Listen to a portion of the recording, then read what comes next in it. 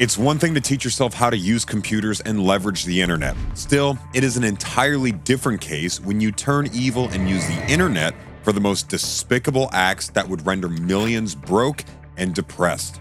As a teenager, Albert Gonzales found himself fascinated with computers, and so he taught himself how to do amazing things with it. Then one day, he came to a realization, the same realization that would change his life forever.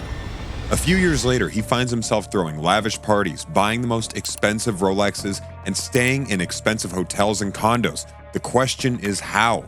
How could a teenager afford such a lifestyle? The answer to that question leads us to one of the biggest fraud heists in history. This is the story of how Albert Gonzales became the dreaded soup Nazi. In Miami, 1981, Gonzales was born to his parents who were of Cuban heritage. However, he was not satisfied with the culture and stereotypes of Cuba.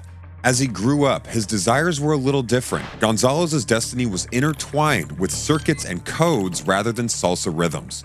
Even in his early years at South Miami High School, his fingers danced across keyboards, setting up computers for neighbors while his classmates were lost in more conventional teenage pursuits.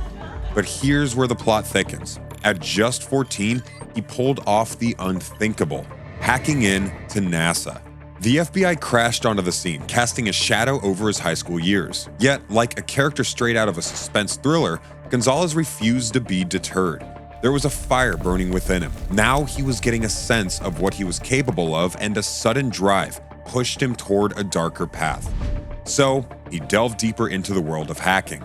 Now, hacking was no easy task. As it was his first love, Gonzales gave it his all and spent hours hunched over his computer teaching himself new tricks and getting better at hacking every day. However, there was a flip side to this coin, and that was the fact that his academic life suffered greatly. Gonzales no longer had the time or desire to take school seriously. He skipped classes a lot and would leave his homework undone more often than he should. As a result, his grades began to drop drastically. But he did not care one bit. He had his sights set on something bigger, something he believed school would never get him. Soon enough, his proficiency in hacking became so refined that he earned the nickname Soup Nazi, named after a character from Seinfeld. Soon, he would find a community of people like himself, and he realized he could only get so far by himself, that he needed to team up with more people like him. There was no telling what they could accomplish together. In 1999, armed with a high school diploma and a head full of ambition, he embarked on a journey that would shape his destiny. Meeting a fellow hacker named Stephen Watts, their connection ignited a partnership bound by a shared obsession with code and conquest.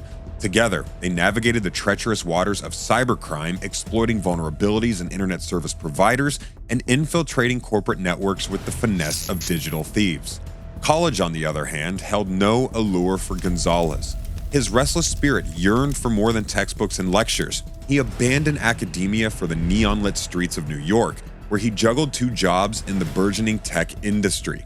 Little did he know that through a series of hacks he would mastermind, this was the beginning of the end for him and millions of his future victims.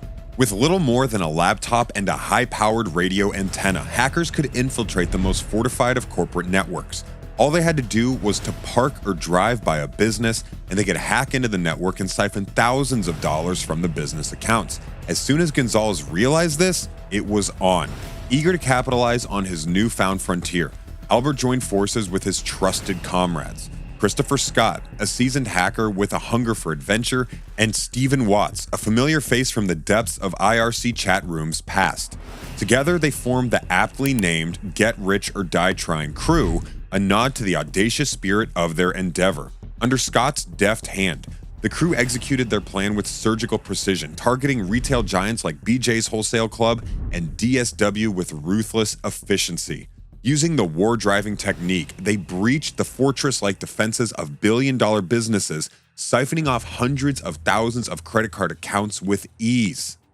It was the year 2003 when a plainclothes detective stumbled upon Gonzales in the act of withdrawing cash from a string of counterfeit credit cards.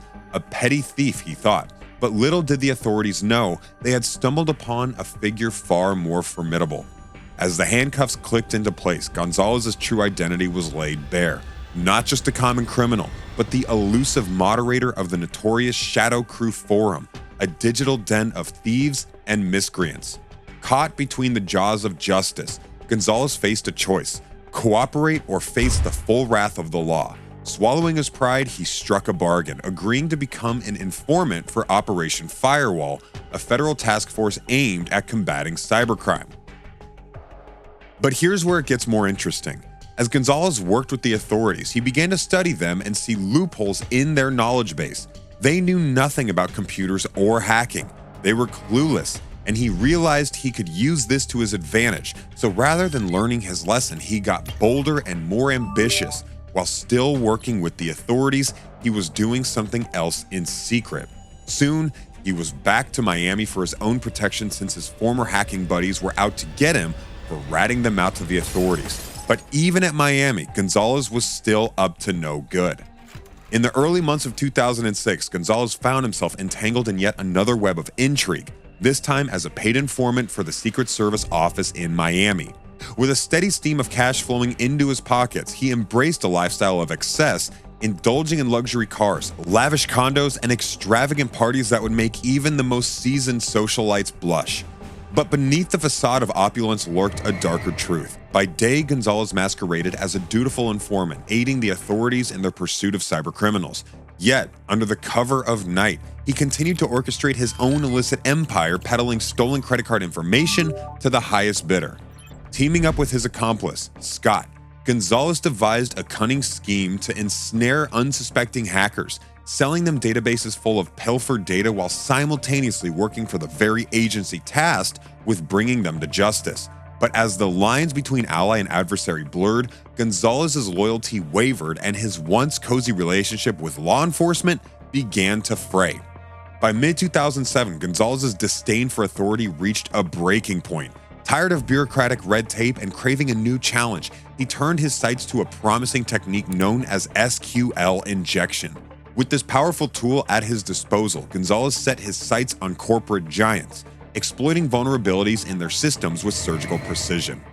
Working alongside his trusted associate, Patrick, Gonzales embarked on a spree of corporate espionage, breaching the defenses of Fortune 500 companies with ease. Their methodical approach, combining SQL injection with sophisticated packet-sniffing attacks, left no stone unturned as they plundered millions of credit card accounts from the likes of Target, Office Max, and Barnes & Noble.